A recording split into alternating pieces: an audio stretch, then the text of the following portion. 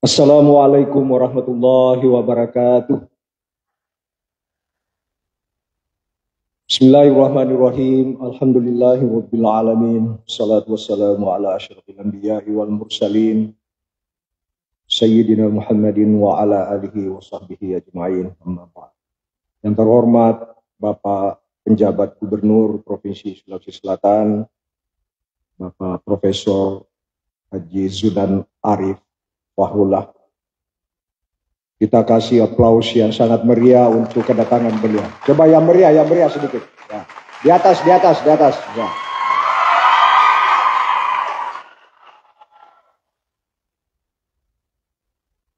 Beliau adalah seorang gubernur yang profesor. Ya. Berbeda dengan gubernur-gubernur lain, beliau hadir memakai toga. Karena aslinya beliau adalah profesor. Berbahagialah para guru besar yang dikukuhkan, karena jarang sekali terjadi pengukuhan guru besar itu dihadiri langsung oleh seorang gubernur.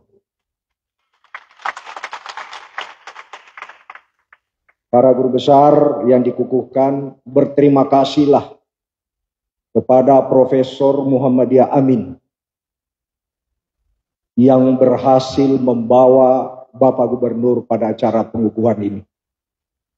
Tepuk tangan untuk Prof. Muhammadiyah Amin. Mana Pak Prof. Muhammadiyah? Sejarahnya beliau sama-sama dirjen di Jakarta. Itulah gunanya pentingnya kita punya dosen yang pernah menjabat dirjen. Terima kasih sekali lagi Pak Prof. Muhammadiyah Amin. Yang kami hormati Ketua dan seluruh anggota Senat UIN Alauddin Makassar, Ketua dan seluruh Dewan Guru Besar UIN Alauddin Makassar, para pejabat lingkup UIN, para dosen, seluruh tenaga kependidikan. Izinkan saya mengapresiasi para tokoh pejabat yang hadir. Ada Bapak Asisten Pidana Militer Kejaksaan Tinggi Sulawesi Selatan, sahabat saya Bapak Dr. Asri Arif. Wagub, beliau juga sebagai dosen di ilmu hukum di UIN Alauddin Makassar. Pasca sarjana. Ada Mustasyar Pengurus Besar Nahdlatul Ulama dan Ketua MUI Kota Makassar, Andre Guruta Dr. Haji Baharudin HS. Para SKPD Provinsi Sulawesi Selatan yang hadir, yang saya tidak sebutkan namanya satu persatu, Ketua dan seluruh pengurus Dharma Wanita Persatuan UIN Alauddin Makassar. Tepuk tangan untuk pengurus DW, ini luar biasa. Jadi supporter lagi untuk istri dari pasangan yang dikukuhkan kayaknya ini ya.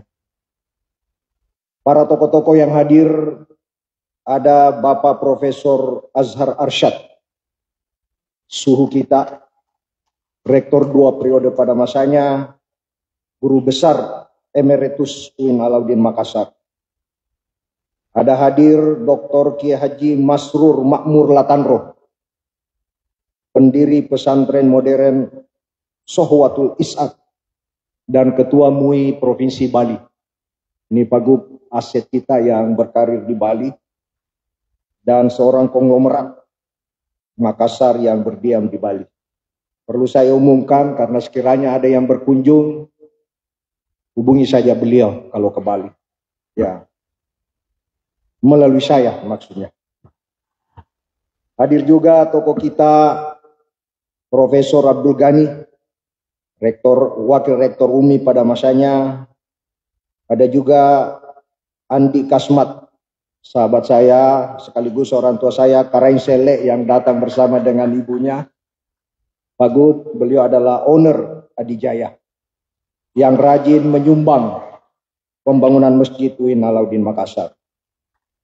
Pak Karsel, baru-baru Bapak menyumbang, insya Allah minggu depan ditunggu sumbangannya lagi. Ada Bapak Haji Mustamin, Bendahara PWNU Sulsel, sahabat saya, Dr. Hama Pinawang, ada Dr. Andi Mapatoba, Hadir juga sahabat saya, Ketua Pengurus salah satu pengelolaan masjid termodern di Makassar, Masjid Al-Istiqomah Citraland, Bapak Haji Supardi Sabta bersama dengan Ibu. Ada sahabat saya Pak Kapolsek, Pak Azhar, ada Ibu Ulfah, Ketua Yayasan IMIM, dan semua hadirin, para tokoh-tokoh yang saya tidak sebutkan namanya satu persatu, yang memenuhi ruangan, dan saya merasakan ini adalah sebuah pengukuhan yang terdahsyat. Tepuk tangan ini. Kombinasi pidato yang sangat paripurna.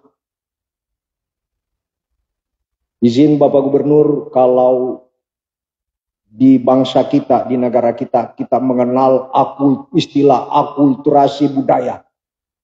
Kalau di UIN Alauddin ini, dengan pidato 3 guru besar kita tadi, lahirlah istilah akulturasi keilmuan.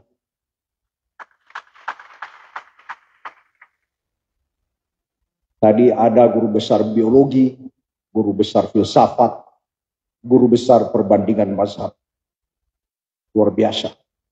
Dihadiri oleh Bapak Gubernur. Lengkaplah pengukuhan kita hari ini. Seorang gubernur yang guru besar, yang visioner. Beberapa kali saya berbincang beliau sejak penugasan beliau di Sulsel ini. Kelihatan sekali visi beliau untuk mengembangkan SDM kita.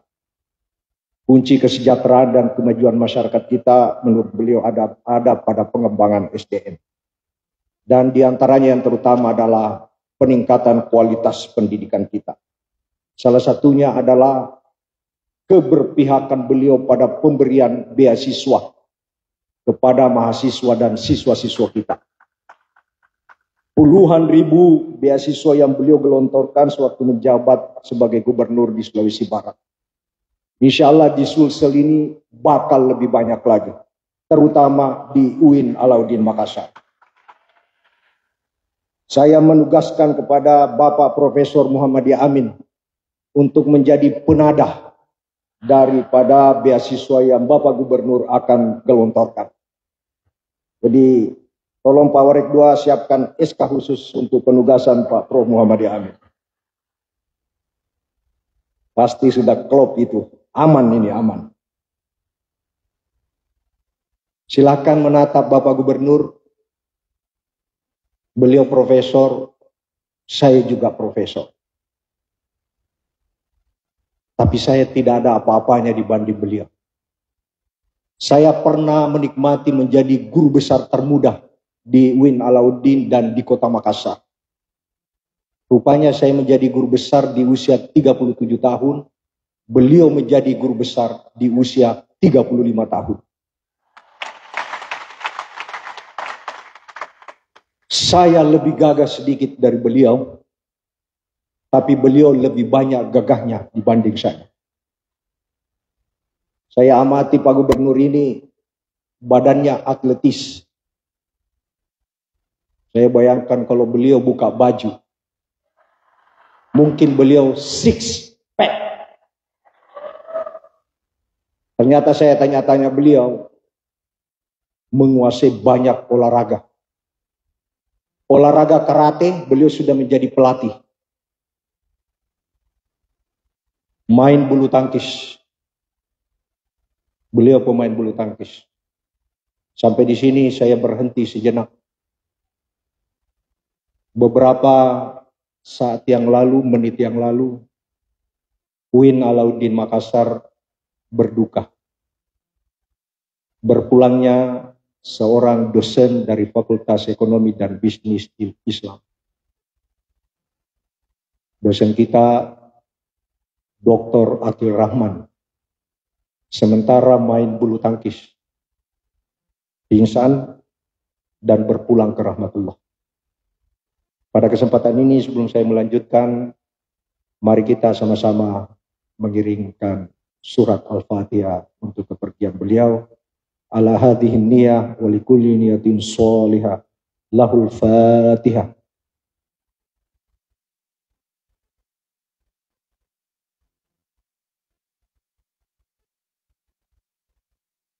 Terima kasih. Itulah berkali-kali saya selalu memesan kepada para dosen, olahragawan, khususnya yang sudah berusia, yang main bulu tangkis, kontrol lah. Sini ada dokter, tahulah, budekan. Saya selalu ulangi terus. Kontrol lah bulu tangkis. Termasuk Bapak Gubernur karena hobi bulu tangkis juga. Ya.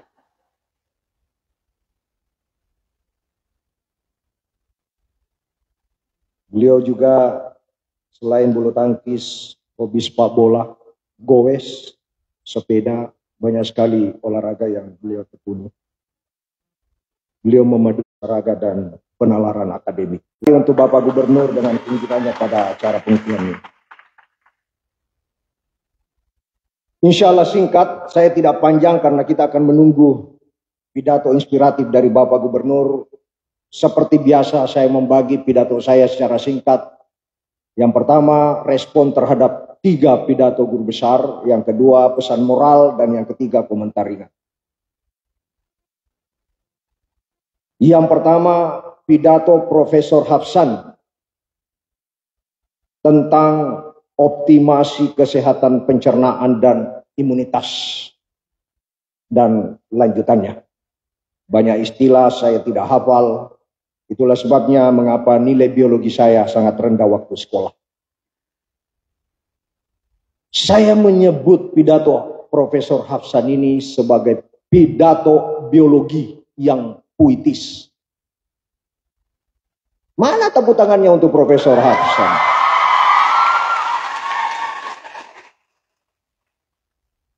Waktu sekolah saya sangat benci membaca pelajaran biologi. Profesor Hafsan berhasil mentransformasi pelajaran biologi dengan pidatonya menjadi sangat enak untuk dibaca.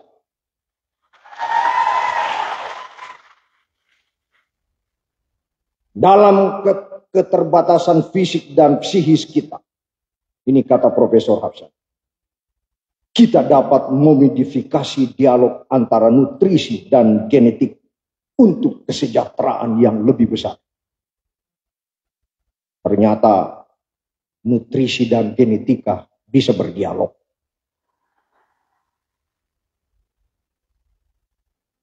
Perjalanan nutrisi menuju ke genetik adalah perjalanan yang membuktikan bahwa dalam keterbatasan memungkinkan ada ruang tanpa batas.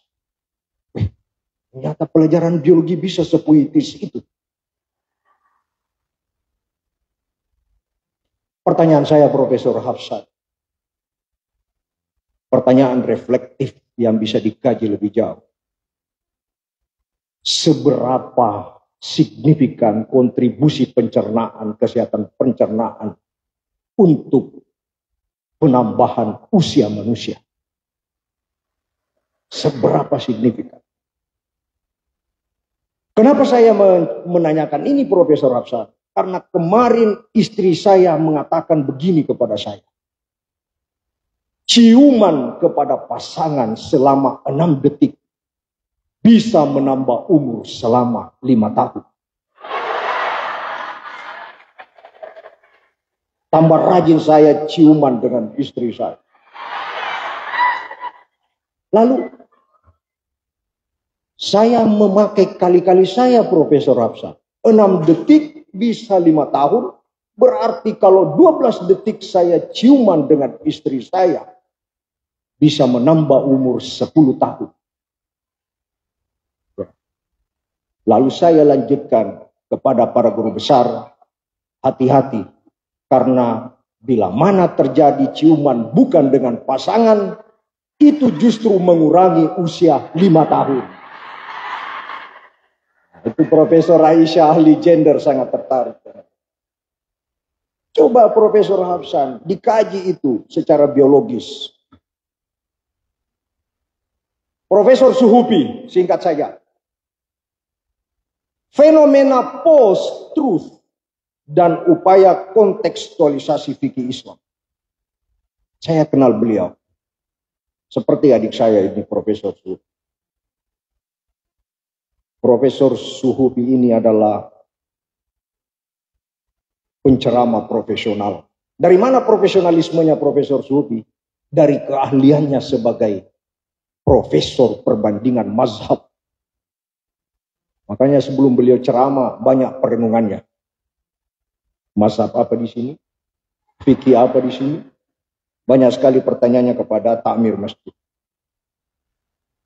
Yang menarik dari Profesor Suhupi, kondisi pembentukan suatu kebenaran yang tidak memiliki metodologi keilmuan, itulah yang beliau sebut sebagai post-truth. Mananya apa hadirin? Post-truth itu adalah kebenaran yang hanya mendasarkan dirinya pada viralisasi. Apa yang viral, itu yang benar. Apa yang menurut orang banyak katakan, itu yang benar. Tidak ada metodologi keilmuan untuk sampai pada judgment kebenaran. Itulah post-truth. Dan menurut Profesor Suhupi, fikih yang berkaitan dengan praktek ibadah keseharian yang sering didominasi oleh emosi keyakinan sangat gampang dirasuki oleh apa yang disebut dengan kebenaran post-truth. Pertanyaan saya untuk Profesor Suhupi, renungi lebih jauh bagi pidatonya yang sangat inspiratif ini.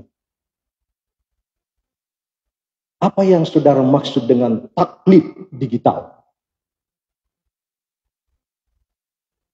Itu sah. Kalau itu tambah masif pada generasi kita, bukankah itu sesuatu yang mengkhawatirkan? Tidak perlu lagi mendengar pengajian-pengajian di masjidnya Pak Haji Supardi di Citraland. Kita cukup mendengar dari medsos dan apa yang mereka katakan, kita bertaklid secara digital. Bagaimana taklid dan masa depannya seperti itu? Jawab Profesor Suhupi. Jangan sekarang. Yang terakhir Profesor Barsihan Nur. Saya menganggap pidato beliau ini adalah pidato yang dipersiapkan dengan sangat baik.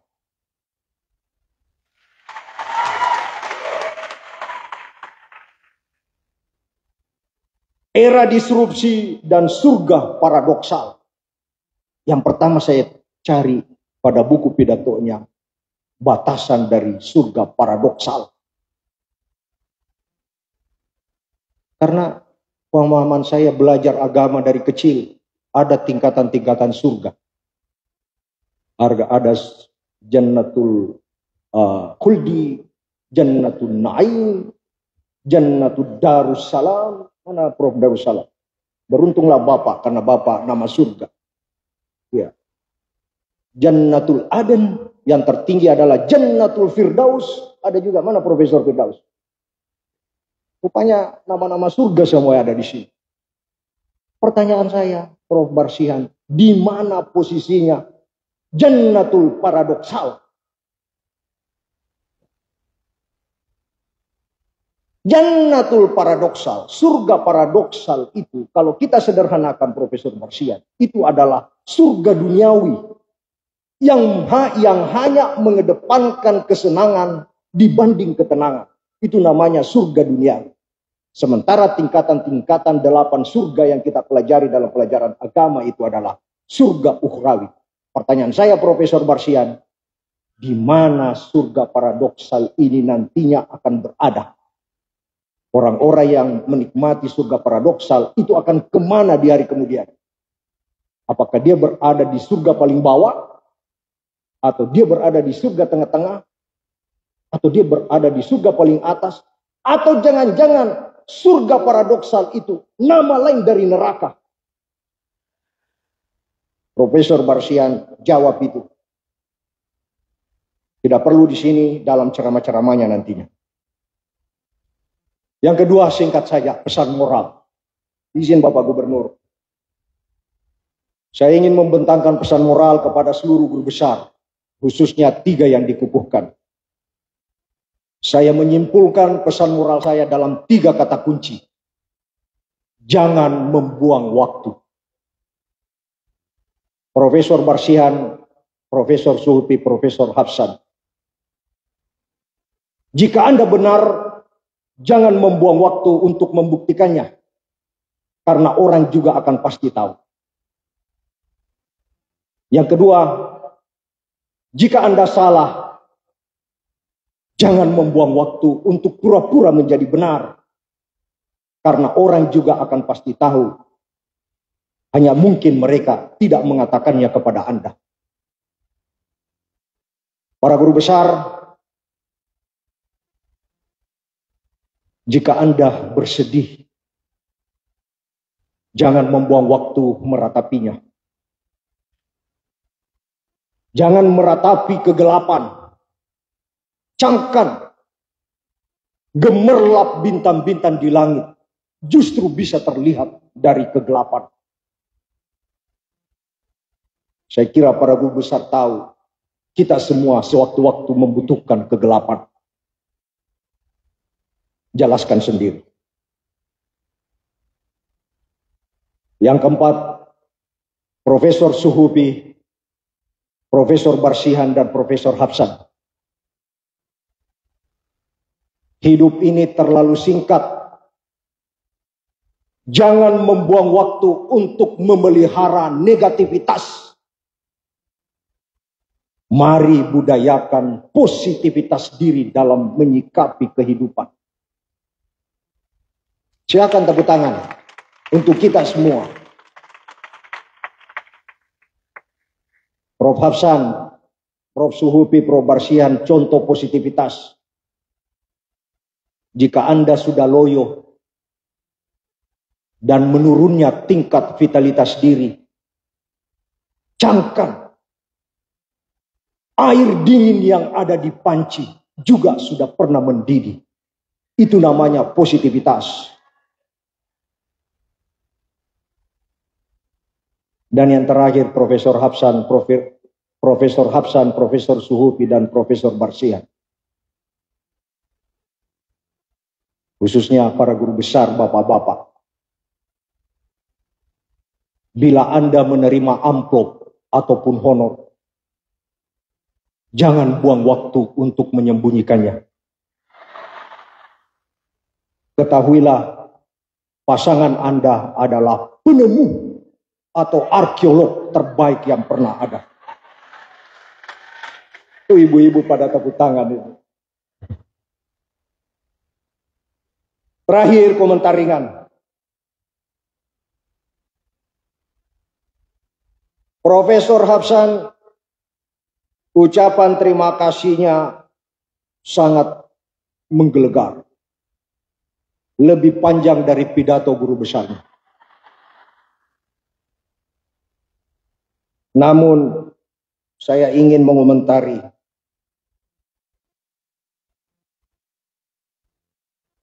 terima kasih yang sangat spesial dari Profesor Hapsan. Khususnya terima kasihnya kepada suaminya. Mana suami Prof. Hapsan? Ya. Oke. Silakan duduk Pak dan simak baik-baik. Sangat indah. Tapi mengandung unsur diskualifikasi. Atau tidak narekengki Prof. Hapsan. Coba saya bacakan. Dirimu bukan pendamping, tetapi penyemangat dalam setiap langkahku. Penyemangat itu motivator. Setelah memberi semangat, biasanya pergi. Jadi, bukan kita pendamping. Diperkuat lagi dengan statement berikutnya. Engkau menjadi kekuatan tak terlihat, namun sangat terasa. Jadi, secara fisik, Bapak sudah selesai. Tidak nahitung mikir lagi. Saya tanya Pak Ketua Senat, tak terlihat namun terasa. Apa bedanya dengan uka-uka, Prof? Ya, Pak Prof. Jadi tolong Prof Hafsan direvisi kembali bahasa ini supaya jangan terjadi turbulensi. Profesor Barsihan. Prof Barsihan, sekiranya saya bisa mengusulkan ucapan terima kasihnya kepada semua yang berjasa dalam kehidupan Bapak. Mungkin lebih baik diganti saja dengan lagu. Kenapa Bapak tidak menyanyi saja? Pada saat Bapak membaca semua santai. Tapi pada saat Bapak menyanyi, istrinya, tantenya, Karsel, semua pada menangis. Saya bilang, kenapa tidak sekali menyanyi saja?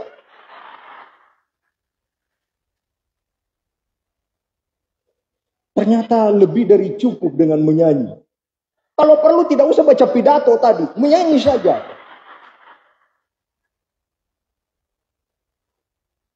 Daripada seperti ini, Pak Prof Barsihan, coba kita kaji. Para hadirin, coba simak. Khususnya istrinya. Dia bukan hanya seorang istri, tetapi teman dialog yang sangat produktif. Prof Barsihan, dalam pelajaran bahasa Indonesia, bila mana ada satu kalimat panjang yang dibangun oleh dua anak kalimat, maka kalimat yang kedua lebih penting dari kalimat yang pertama. Dia bukan hanya sebagai istri, tetapi teman dialog yang sangat produktif. Sebenarnya Prof Barsihan ingin mengatakan, istriku, kamu sekarang hanyalah teman dialog yang sangat produktif.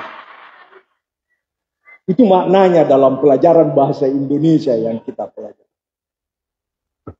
Dan terakhir, Profesor Suhubi.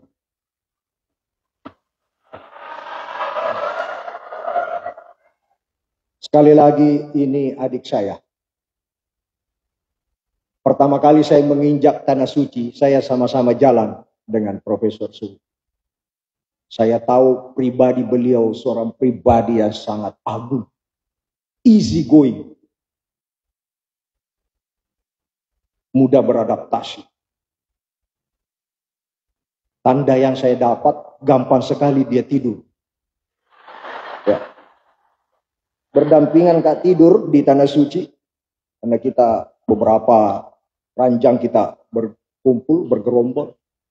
Dibilang, Kak, tolong jelaskan dulu bagaimana sebenarnya esensi mikot dalam umrah itu. Wah, saya menjelaskan, ternyata dia sudah ngorok. Jadi begini. Ngorok di dekat. Saya bilang, senang hidupnya ini. Yang kedua, pertama kali kita melihat Ka'bah, dia menangis. Pada saat dia menangis, saya juga mau menangis seperti dia. Supaya terasa syahdu gitu. Tapi saya tidak bisa lakukan. Lalu saya berefleksi. Jangan-jangan ini Profesor Suhubi. Banyak sekali dosanya waktu di Indonesia. Sehingga menangisnya begitu.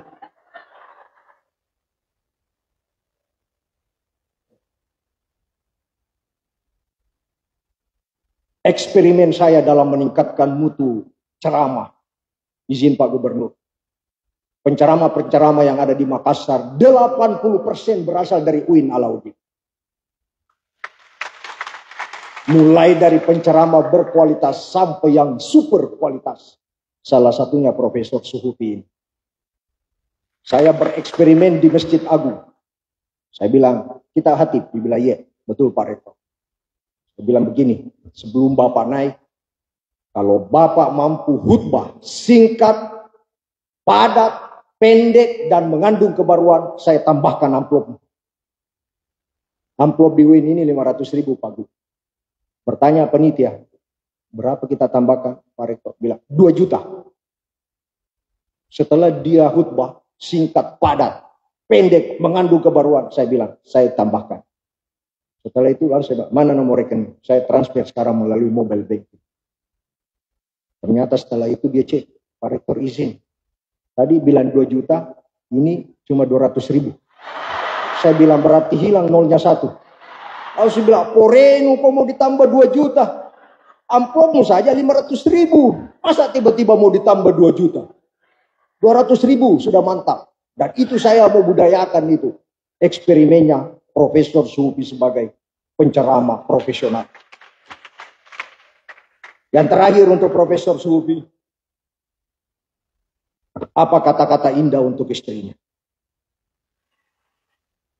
Istriku tercinta dan tersayang. Ibu Hilal, Jangki percaya itu. Pak Bote itu. Ya. Apa namanya itu? Tidak ada kebaruan tercinta dan tersayang. Ini yang paling perlu kita resapi. Istriku adalah teman diskusi tanpa batas. Maksudnya Profesor Suhupi itu, Ibu Hilal, diomeli tanpa pernah berhenti. Sehingga beliau susah tidur. Bahasa ilmiahnya diskusi tanpa batas. Maksudnya itu diomeli. Jadi jangan mikir omeli kasihan kalau malam-malam. Karena itu menjadi diksi beliau bahwa ini namanya diskusi tanpa batas. Terakhir sekali selamat untuk Bapak Ibu semua. Para orang tua, mertua, istri-istri tercinta, suami tercintanya, anak-anaknya. Ketiga guru besar yang dikukuhkan, yang sangat membanggakan ini. Profesor andalan kita ini, Profesor Marsian, Profesor Suhupi, Profesor Hafsan. Lihat dengar sendiri mereka menyampaikan pidato dan jejak karir akademiknya. Semua sangat membanggakan, melambungkan nama UIN Alauddin di luar. Dan menebar kebermanfaatan di tengah-tengah masyarakat. Wallahul muwaffiq ila aqwamit thariq. Wassalamualaikum warahmatullahi wabarakatuh.